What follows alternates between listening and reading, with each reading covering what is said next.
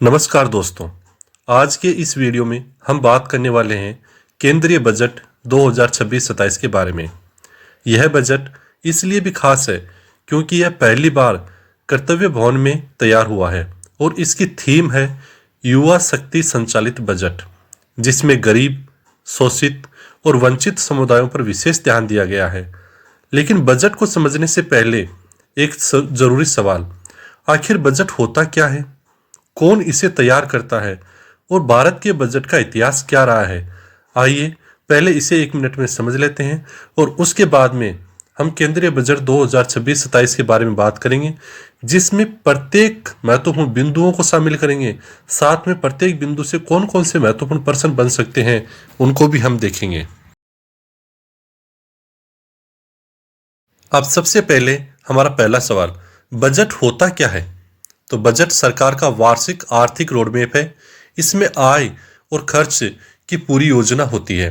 यह तय करता है कि पैसा कहां से आएगा और कहां खर्च होगा। यह देश की प्राथमिकताओं, विकास योजनाओं और नीतियों को दर्शाता है। बजट से शिक्षा, स्वास्थ्य, उद्योग, कृषि जैसे क्षेत्रों की दिशा तय होती है। यह देश की अर्थव्यवस्था को व्यवस्थित और संतुलित रखने का साधन है। इसमें से क्या प्रश्न बनता है, बजट का मुख्य उद्देश्य क्या होता है। तो देश की आर्थिक दिशा और सरकारी योजनाओं के लिए धन का प्रबंधन। बजट में कौन कौन सी चीजें शामिल होती हैं। तो बजट में आय, व्यय, कर नीति, योजनाएं और सरकार की प्राथमिकताएं शामिल होती हैं। अब हमारा अगला सवाल, बजट कब और कौन पेश करता है। तो बजट हर साल 1 फरवरी को पेश किया जाता है। 1 फरवरी को इसलिए चुना गया है ताकि 1 अप्रैल से नई योजनाएं लागू हो सके। बजट संसद के दोनों सदनों में प्रस्तुत होता है। 2026-27 का बजट वित्त मंत्री निर्मला सीतारमण ने पेश किया।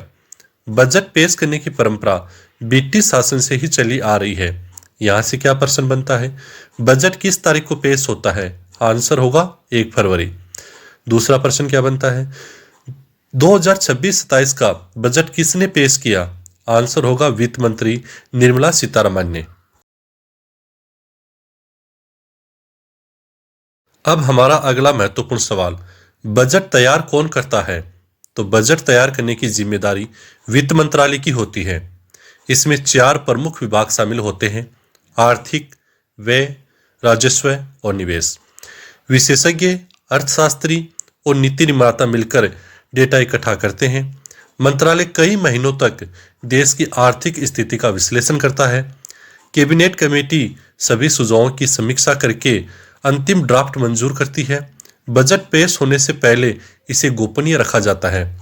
इसे हलवा सेरेमनी के बाद ही प्रिंट किया जाता है। यहां से कौन से 2 सवाल बनते हैं, बजट को अंतिम रूप कौन देता है। आंसर होगा केंद्रीय कैबिनेट। दूसरा सवाल क्या बनता है, बजट से जुड़े दस्तावेज कब प्रिंट होना शुरू होते हैं। तो आंसर होगा हलवा सेरेमनी के बाद में। अब हम भारत में बजट के इतिहास पर नजर डालते हैं। भारत का पहला बजट 1860 में जेम्स विल्सन ने पेश किया था। स्वतंत्र भारत का पहला बजट 1947 में R.K. शनमुखम चेट्टी ने प्रस्तुत किया। पहले बजट 28 फरवरी को आता था। 2017 से इसे बदलकर 1 फरवरी कर दिया गया। अंग्रेजों के समय बजट बैग का चलन था, जिसे बाद में लाल बही में बदला गया और 2021 से बजट को पेपरलेस कर दिया गया। 2026-27 का बजट पहली बार कर्तव्य भवन में तैयार किया गया है। यहां से कौन से 2 महत्वपूर्ण प्रश्न बनते हैं, भारत में पेपरलेस बजट कब शुरू हुआ। आंसर होगा वर्ष 2021 में। प्रश्न दूसरा, बजट पहले 28 फरवरी को क्यों आता था। इसका आंसर होगा ब्रिटिश कार्यशैली और वित्तीय व्यवस्था के कारण यह 28 फरवरी को पेश किया जाता था। अब आते हैं हमारे आज के मुख्य बिंदु बजट 2026-27 पर। तो इस बजट की थीम क्या थी। तो बजट की थीम थी युवा शक्ति संचालित बजट। युवाओं पर विशेष ध्यान, गरीब, शोषित व वंचित वर्गों पर केंद्रित विकास। इसमें 3 कर्तव्यों पर चर्चा की गई, आर्थिक वृद्धि, क्षमता निर्माण और सबका साथ सबका विकास। पहली बार बजट कर्तव्य भवन में तैयार हुआ है। वैश्विक चुनौतियों के लिए अर्थव्यवस्था को मजबूत बनाना इसका लक्ष्य है। रोजगार, शिक्षा, स्वास्थ्य और तकनीकी क्षेत्रों पर विशेष फोकस किया गया है। यहाँ से क्या प्रश्न बनता है, 2026-27 बजट की थीम क्या है? आंसर होगा युवा शक्ति संचालित बजट। प्रश्न नंबर 2, बजट किन 3 कर्तव्यों पर आधारित है? तो कौन कौन से हैं? आर्थिक वृद्धि, क्षमता निर्माण और सबका साथ सबका विकास। अब हम बात करेंगे आयकर बदलाव के बारे में। नया आयकर अधिनियम 2025 अप्रैल 2026 से लागू होगा। टैक्स प्रक्रिया को सरल और फॉर्म सरल किया गया है। विदेश यात्रा पैकेज पर टीसीएस 2%, एलआरएस शिक्षा और मेडिकल पर टीसीएस 2%, छोटे करदाताओं के लिए ऑटो टीडीएस सर्टिफिकेट सिस्टम, गलत जानकारी देने पर भारी दंड में छूट और इसकी जगह पर टैक्स प्लस ब्याज प्लस 100% अतिरिक्त देकर के मामला बंद किया जा सकता है। इसमें क्या प्रश्न बन सकता है, एलआरएस के तहत टीसीएस अब कितना है? आंसर होगा सिर्फ 2%। नया आयकर अधिनियम कब लागू होगा? अप्रैल 2026 से। अब हम बात करेंगे आईटी सेक्टर सुधार की। सभी आईटी सेवाओं को एक ही श्रेणी में जोड़ा गया है। Safe harbour margin 15.5%, limit 300 crore से बढ़ाकर 2000 करोड़। विदेशों की क्लाउड कंपनियों को 2047 तक टैक्स से छूट। आईटी सेक्टर के विवादों को कम करने के लिए नई प्रक्रिया। आर&डी से जुड़े करार एपीए तेजी से निपटेंगे। क्या प्रश्न बन सकते हैं, सेफ हार्बर लिमिट अब कितनी है? 2000 करोड़ रुपए। टैक्स हॉलिडे किसको दिया गया है? विदेशी क्लाउड सेवा कंपनियों को।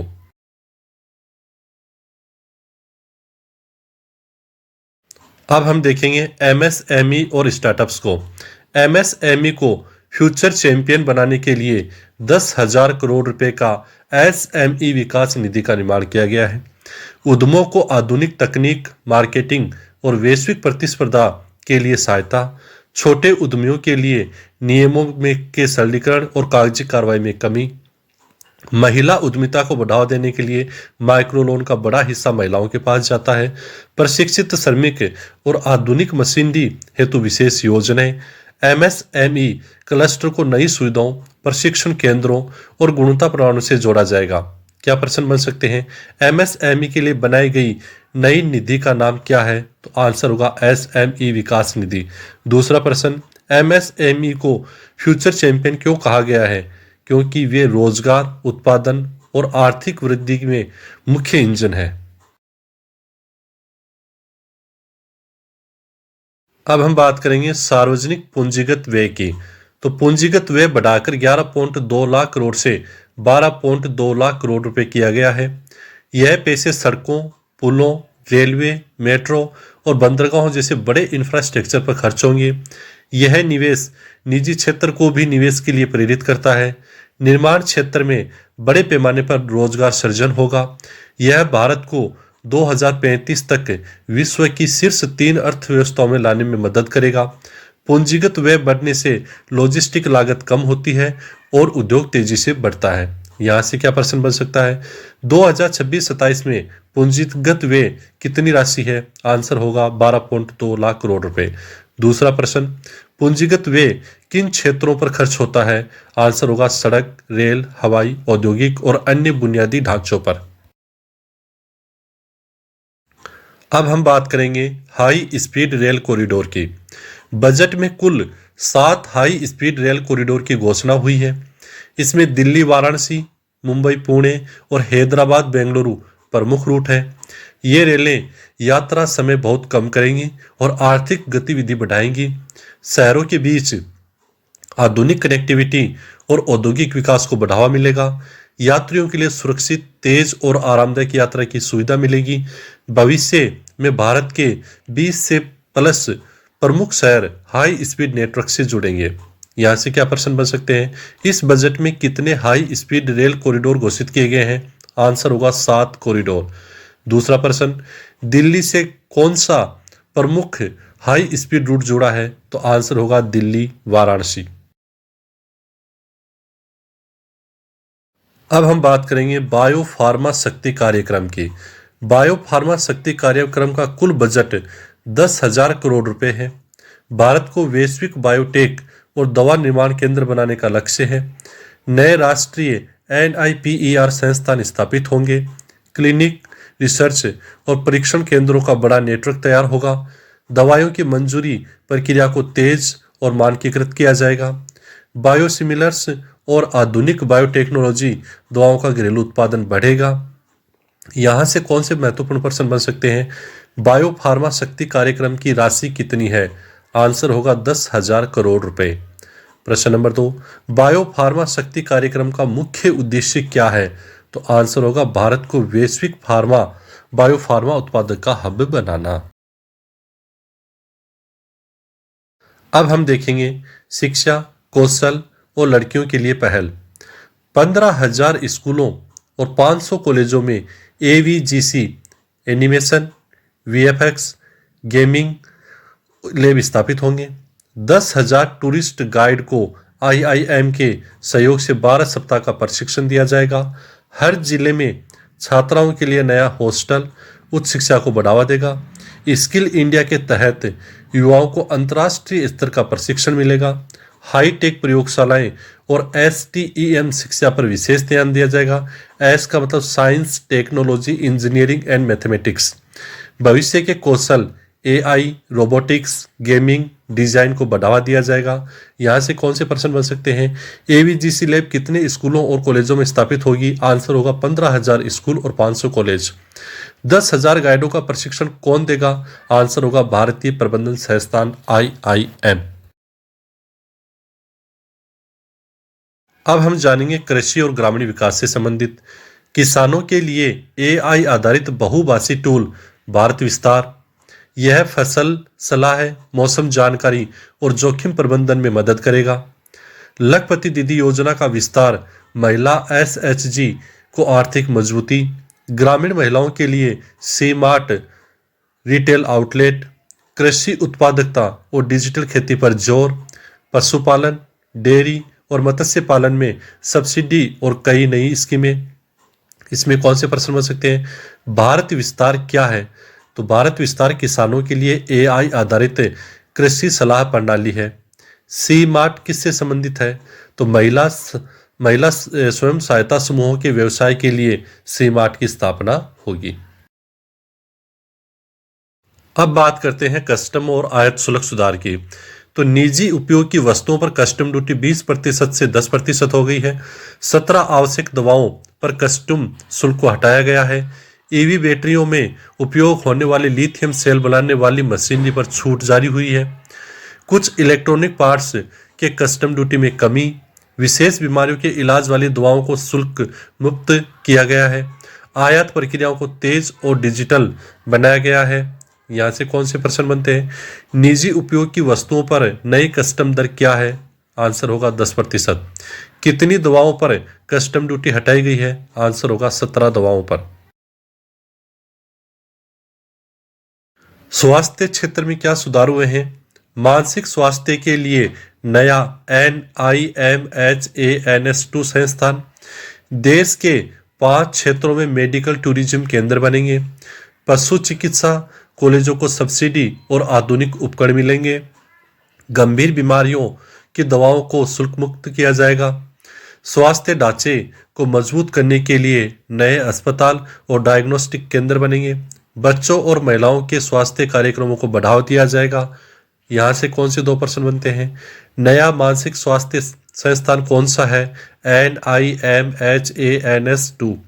मेडिकल टूरिज्म के कितने क्षेत्रीय केंद्र बनेंगे? आंसर होगा 5। अब बात करते हैं लॉजिस्टिक्स, जलमार्ग और कार्गो की। नया फ्रेंट कॉरिडोर सूरत से दानकुनी तक बनेगा। अगले 5 वर्षों में 20 नए राष्ट्रीय जलमार्ग शुरू होंगे। कार्गो क्लियरेंस के लिए एकीकृत डिजिटल विंडो लॉन्च। बंदरगाहों पर AI आधारित कंटेनर स्कैनिंग सिस्टम। लॉजिस्टिक लागत कम होकर व्यवसाय आसान होगा। सरकारी एजेंसियों को मंजूरी एक ही पोर्टल से मिलेगी। यहाँ से क्या प्रश्न बनेगा? नया फ्रेंट कॉरिडोर किन जगहों को जोड़ता है? सूरत और दानकुनी को। आने वाले 5 वर्षों में कितने नए जलमार्ग शुरू होंगे? आंसर होगा 20 जलमार्ग। अब हम अंत में जान लेते हैं राजकोषीय स्थिति। फिस्कल डिफिसिट लक्ष्य जीडीपी का 4.3%। डेब्ट टू जीडीपी अनुपात घटकर 55.6%। कुल सरकारी खर्च 53.5 लाख करोड़। नॉन डेब्ट रिसिप्ट्स 36.5 लाख करोड़। बाजार से कुल उधारी का अनुमान 17.2 लाख करोड़। सरकारी वित्त स्थिति पहले से स्थिर और नियंत्रित। क्या प्रश्न बन सकता है? 2026-27 का अनुमानित फिस्कल डिफिसिट कितना है? आंसर होगा जीडीपी का 4.3%। अगला प्रश्न, डेब्ट टू जीडीपी रेशियो कितना अनुमानित है? आंसर होगा 55.6%। तो दोस्तों, कुल मिलाकर 2026-27 का यह बजट देश के युवाओं, किसानों, उद्योगों, स्टार्टअप्स और आम नागरिकों को ध्यान में रखकर बनाया गया है। यह बजट भारत को तेजी से बढ़ती अर्थव्यवस्था, टेक्नोलॉजी ड्रिवन देश और ग्लोबल कंपटीशन के लिए तैयार भारत बनाने की दिशा में एक बड़ा कदम है। अगर आपको यह वीडियो पसंद आया हो तो लाइक और शेयर जरूर करें और कमेंट में बताएं इस बजट का आपका पसंदीदा हिस्सा कौन सा है। धन्यवाद। जय हिंद, जय भारत।